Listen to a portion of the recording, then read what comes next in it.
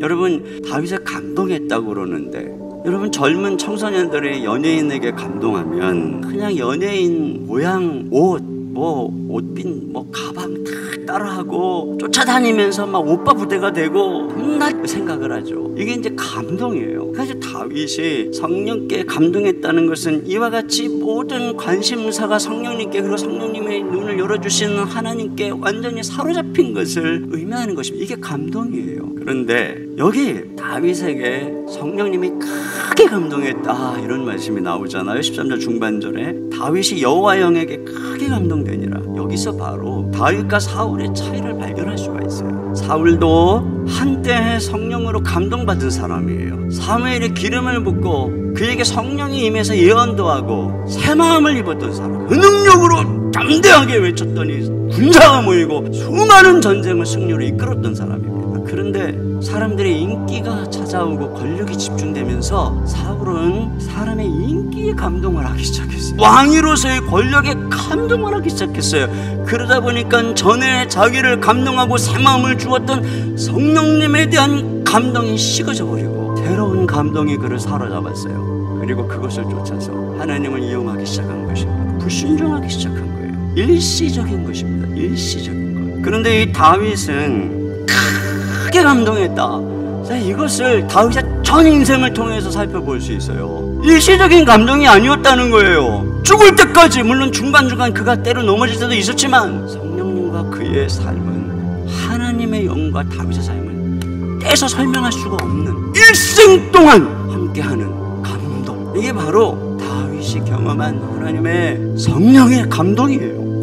이것이 오늘 우리에게 필요한 것입니다. 다윗이 평생토록 이렇게 살았다는 거예요. 그것이 다윗의 인생을 이렇게 멋지게 이끌었다면 이게 우리 소망이 돼야 되는 것이에요. 그러기 위해서 첫째로 어떻게 되냐? 성령님을 인정하셔야 됩니다. 이거 되게 중요한 거예요. 어느 남편이 아내를 통해서 혜택을 입고 밥도 달라고 그러고 빨래도 해달라고 그러고 뭔가 맨날 요구하고 도움을 받고 아내를 통해서 지탱하고 살아가면서 아내를 진정으로 인격적 대우를 하지 않고 무시한다면 그 아내는 마음에 상처를 입고 우울증에 빠지고 병들 수도 있고 집을 나가버릴 수도 있어요. 마찬가지예요. 성령님으로 말미암아 우리가 살아가고 있으면서 성령님이 우리의 주인이시고 그분으로 말미암아 모든 영적 생활을 하고 있는데 우리가 그분을 무시하고 그분을 외면하고 그분을 주인으로 인격적으로 대우하지 않으면 성령님은 우리 안에서 상처를 받으시고 성령님은 우리 안에서 그 존재를 나타내지 않는 것이에요. 굉장히 중요한 것입니다. 성령님을 인식하기 시작해야 돼요. 두 번째로는 성령님께 계속 성령을 부르면서 도움을 요청해야 됩니다. 아이가 어머니의 자궁에서 태어나서 자라려면 어머니로부터 젖을 먹고 보살핌을 받아야 되고 자라면서 늘 엄마를 부르고 그걸 의지해야 되죠. 그러면 그 엄마는 와가지고 아이들을 돌봄으로써 아이가 자라는 것처럼 우리가 성령으로 거듭났기 때문에 성령님을 도우심을 통해서 성령님께서 우리와 함께 할 때에 우리의 연약한 속사람은 점점 강건해지기 시작하는 것이에요. 그렇기 때문에 힘들고 어려울 때마다 성령을 부르고 성령님께서 함께 하시면 말씀에 눈이 열리고 또한 기도에 눈이 열려지게 되고 모든 이 세상에서 어려움을 이길 수 있는 능력이 성령님 안에서 일어나는 것이기 때문에 어떻게 되냐? 성령님을 불러야죠. 성령님께 도움을 요청하고 아이가 엄마를 부르듯이 말해요. 세 번째로 성령의 능력을 구해야 됩니다.